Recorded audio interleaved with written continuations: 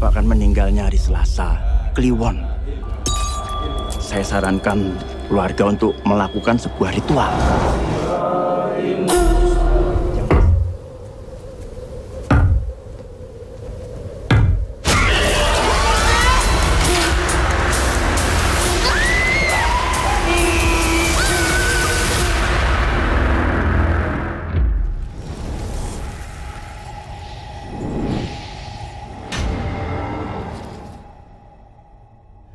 At the beginning of the movie, a group of people is shown performing a ritual in which a man and a woman are buried up to their necks in the ground.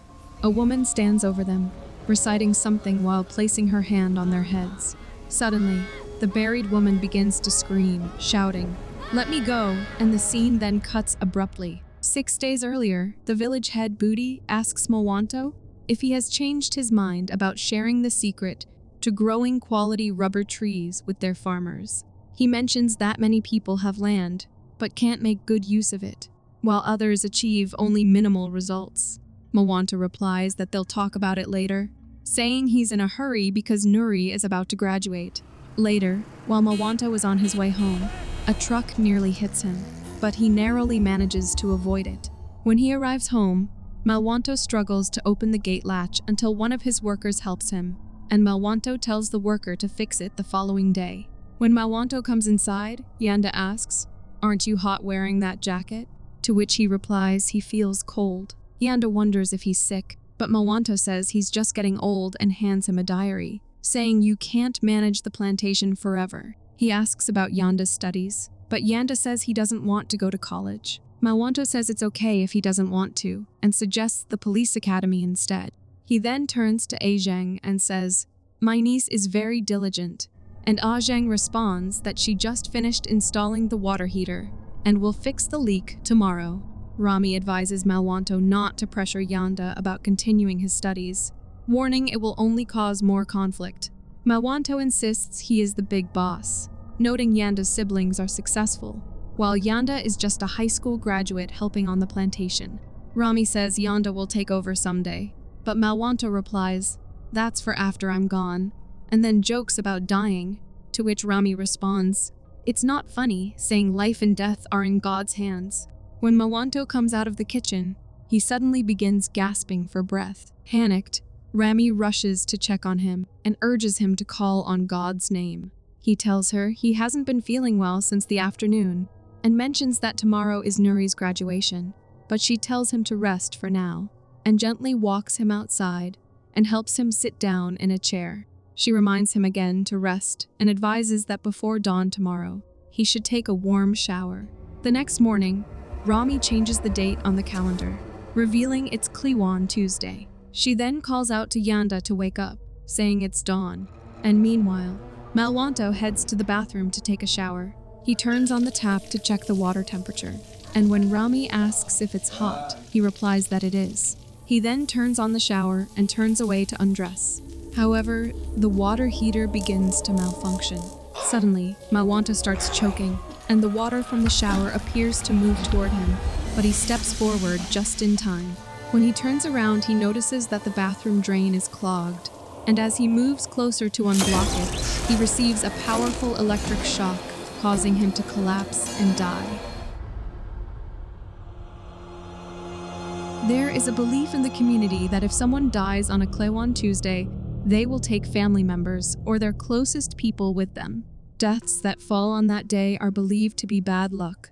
Nuri rushes home, heart pounding, after hearing about her father's death.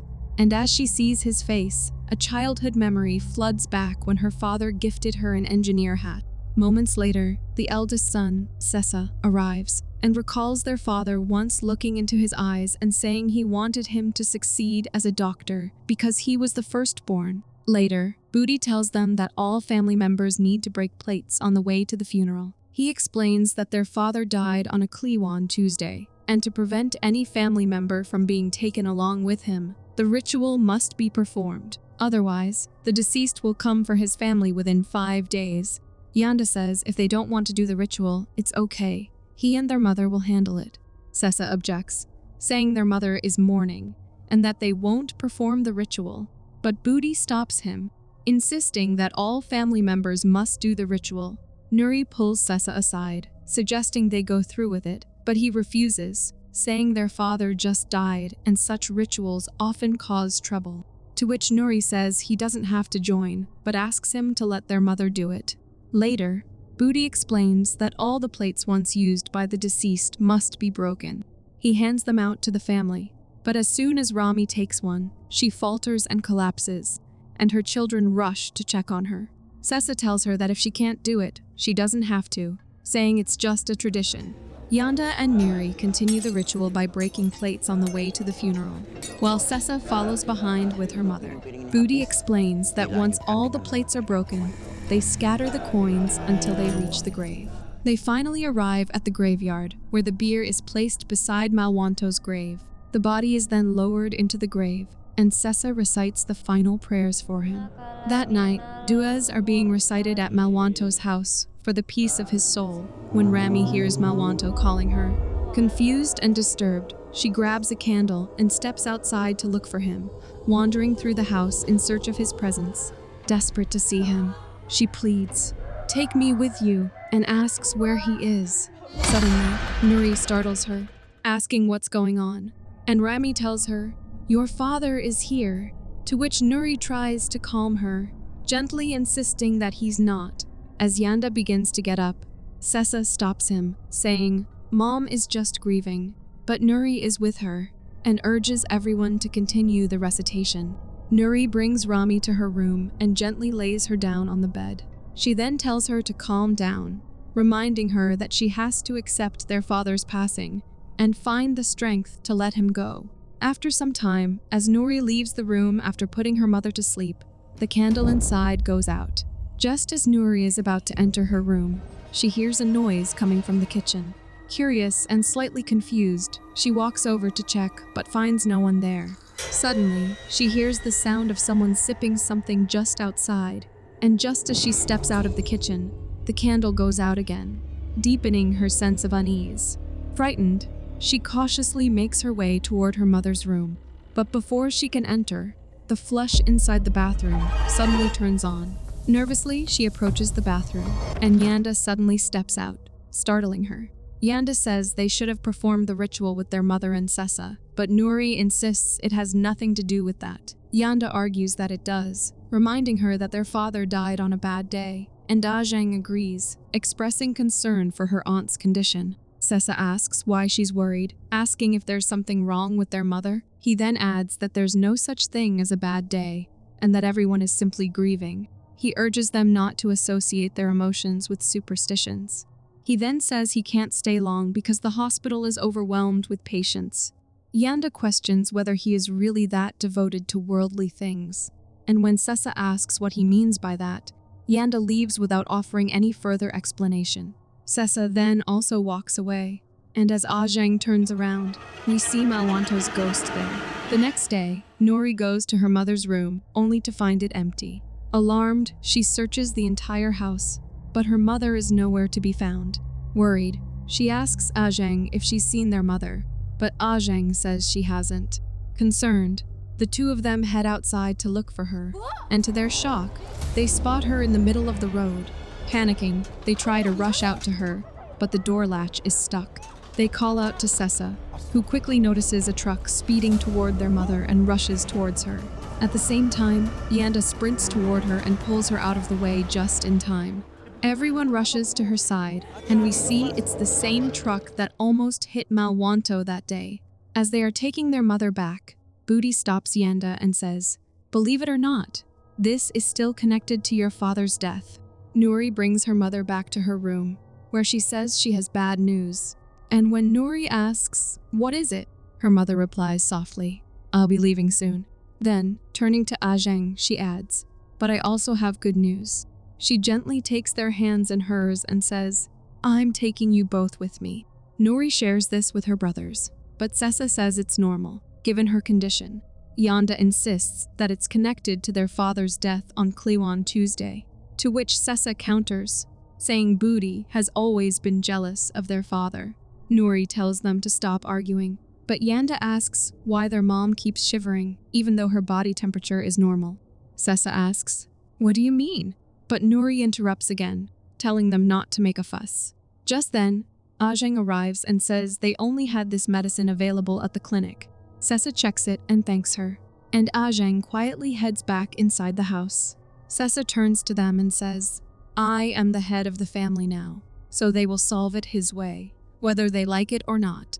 The next day, Rami tells Nuri that Mawanta was excited to come to her graduation. He bought a new shirt and talked to everyone about how his only daughter would soon be an engineer.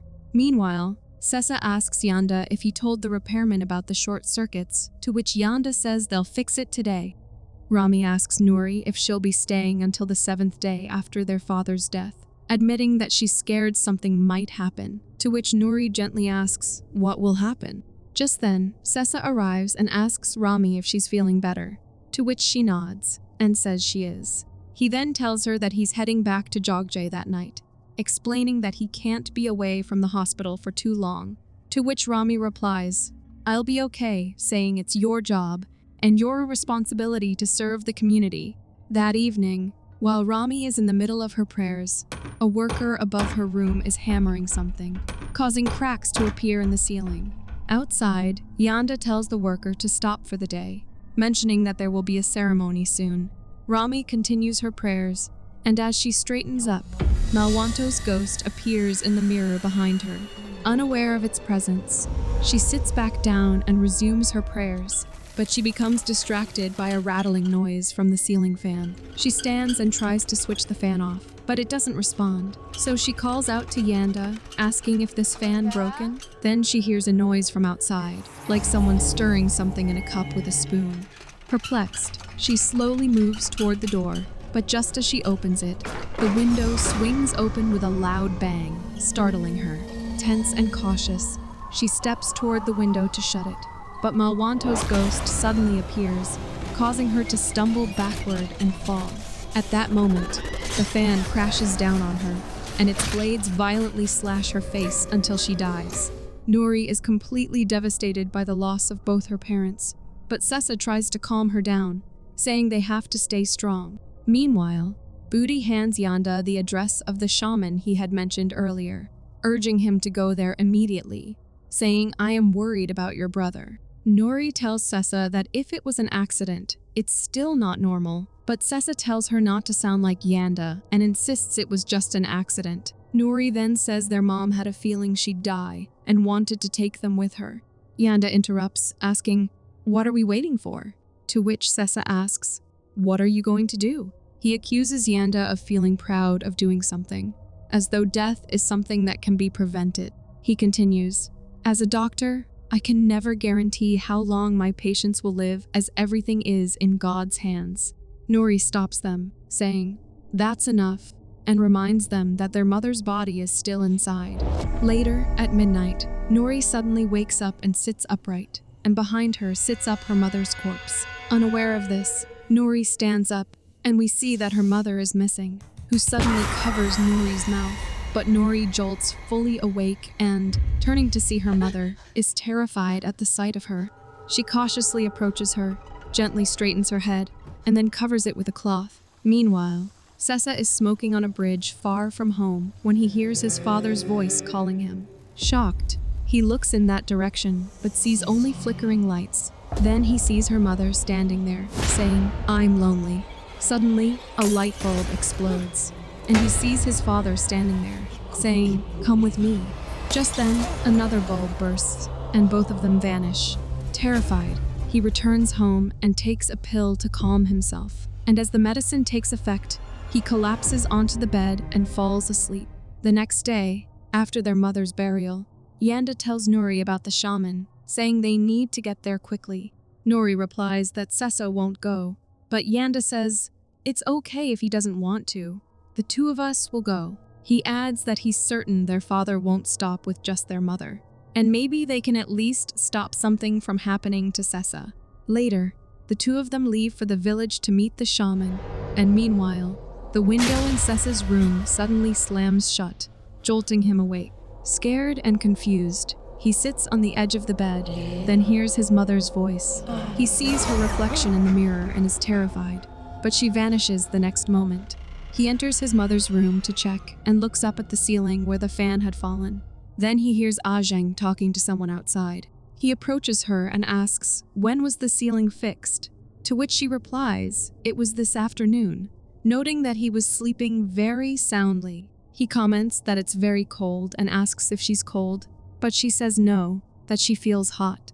Zheng then asks if he's sick and offers to take him to the clinic, but he says to let Yanda take him later. She mentions that Yanda and Nuri are out and that she doesn't know where they are, and it's revealed that fresh blood has appeared on the ceiling. Yanda and Nuri arrive at Sukma's house, and she suddenly comes out, startling them. They greet her nervously, and she asks, "What brings you all the way here?" To which the two of them exchange fearful glances. Meanwhile, Sessa asks Zheng if she has heard from Yanda and Nuri, but she says not yet. He then asks if Budi is still meddling in the family's affairs, and she confirms that he is, especially since Yanda has been getting closer to him and listening to him. Sessa goes to Yanda's room and starts searching for something, and while doing so, he discovers something under the bed that turns out to be his mother's eye. He gets scared seeing it, but when he looks again, the eye has vanished. He checks under the bed again, and, this time, finds a small bundle. With trembling hands, he pulls it out and opens it. Taking out his phone, he snaps a photo and sends it to Nuri, but just then, a low battery notification pops up. Afterward, when he stands up, the window suddenly slams open, startling him. Frightened, he cautiously approaches the window to look outside but sees no one. However, he hears a noise behind him, and when he turns around, he is terrified to see his father's ghost. But when he looks again, there's no one there. Moments later, he glances out the window and sees his father walking away. Rushing out of the house, he finds him on the road, who asks him to come along, and without hesitation, Sessa runs after him. Meanwhile, Yanda and Nuri are with Sukma when Nuri receives a call, and she politely asks Sukma to excuse her. Zheng informs her that Sessa is missing, and a shocked Nuri tells her she and Yanda are heading home. She then checks her phone and finds the photo Sessa had sent her.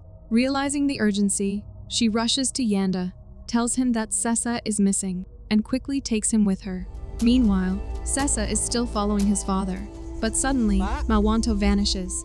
Surrounded by darkness, Sessa lights a matchstick to look for him, but Rami's ghost appears, causing him to stumble and fall. Terrified, he scrambles to his feet and tries to flee, but his foot gets caught in a trap.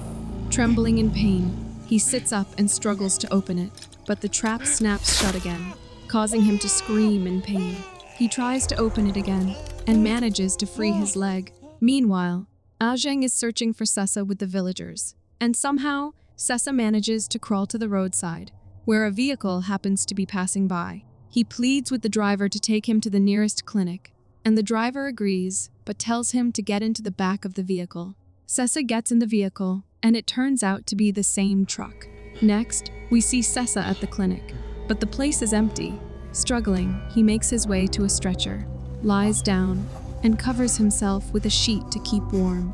After a while, he feels the stretcher being moved, and when he lifts the sheet from his face, he is horrified to see his mother's ghost pushing the stretcher, and ahead of him is his father's ghost.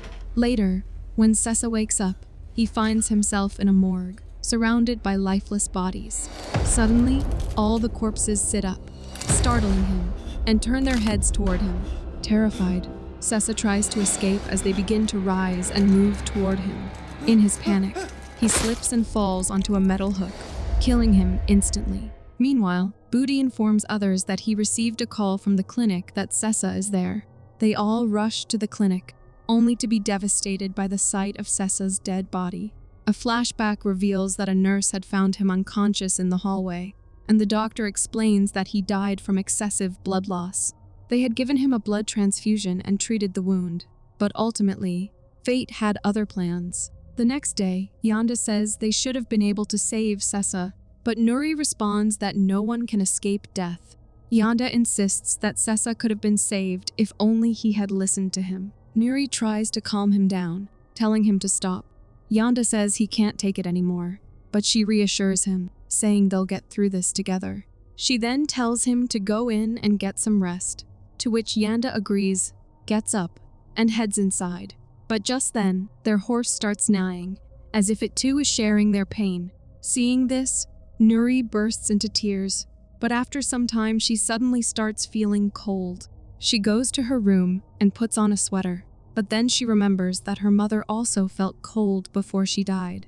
And after she died, the same thing happened to Sisa. She looks under her bed and finds a similar bundle there. She goes to Yanda and shows him the bundle, and they immediately go to Sukma and tell her that there is one of these bundles in every room of their house. She asks how long has this thing been in their house, and he replies he doesn't know, to which Sukma warns that grave soil is not a good sign. He asks what it means, and Sukma says there is only one way to stop it, but they must be willing to give up their blood. She tells them that they have to perform the Tapa Pendam ritual, and it must be done immediately before the death sent to them comes to claim them. She adds, this ritual will transfer the death from them back to its sender. Sukma collects their blood and begins the ritual, in which both of them are buried in the ground up to their necks. She recites some spells, and after a while tells them that someone has sent death to their family. As Sukma continues the ritual, she reveals that all this happened because of human greed. They pursue titles and status indiscriminately, and when the time comes, the sender will get what he sent. The scene shifts to Suyono, Mowanto's brother-in-law, who suddenly begins to feel cold. He gets up to grab his jacket, but is terrified when he sees the entity there, only for it to vanish a moment later. Suddenly, a window swings open, and as he goes to close it, another one bursts open as well. He manages to shut them, but when he turns around, the entity is standing there again. He asks, "Who are you?" and charges at it in anger, but the entity vanishes once more, and the furniture in his house starts flying around. He shouts that he cannot be defeated, but the entity grabs him by the throat, paralyzing his body. He collapses to the floor, and a cupboard falls on him. From it, a corrosive liquid begins to drip onto him, but in reality, it's the entity vomiting blood onto his face, which burns severely, and he dies there. Meanwhile, the entity appears before Nuri, terrifying her, and she also sees the entity in place of Yanda, which heightens her fear even more, and she abandons the ritual halfway to escape the area. She runs into the woods, but slips and falls, and when she looks back, she sees the entity chasing her. The entity lunges at her, but lightning strikes a nearby tree, throwing Nuri away and knocking her to the ground. In a flashback, Soyono thanks Mowanto for taking care of his daughter, to which Mowanto says he don't need to worry, as he will make Ajeng a university graduate with his children. He says he don't need to think about this plantation, either, as they're going to take care of everything. Soyono asks, even though Isma is gone, are they still family? To which Mowanto says, yes. Actually, Mowanto's sister Isma married Soyono against the wishes of the family, and Mowanto didn't like him as he was a lazy man. One day, Ajeng complained to Soyono that Mowanto would never send her to college. She says, his children have become a doctor and an engineer, while she has ended up as nothing more than a horse handler. Driven by greed and revenge, Soyono performed a ritual to destroy Mowanto's entire family and handed Ajeng bundles to place in each of their rooms. Yanda and Sukma bring Nori back, and Yanda realizes that this isn't about his father's death on a bad day after all. Sukma continues the ritual, and meanwhile, Ajeng tries to lead the horse back to its stable. However, the horse begins to neigh and refuses to move. Suddenly, the gate swings open and the horse bolts. Its rein gets tangled around Ajeng's leg, dragging her behind it. The horse charges into the forest, and after covering some distance, a tree strikes Ajeng in the chest, killing her instantly. At Ajeng and Soyono's funeral the next day, Budi tells Yanda and Nuri to stay strong. As they leave, Yanda admits Budi isn't so bad, saying he even once tried to convince their father to share the seedlings with other farmers. But their father, seeing Budi as a rival, always refused. Yanda then wonders if they survived because of the traditional plate-breaking ritual or tapa pendant, but Nuri has no answer. Meanwhile, someone arrives at Sukma's house. It is revealed to be Budi, and the movie ends.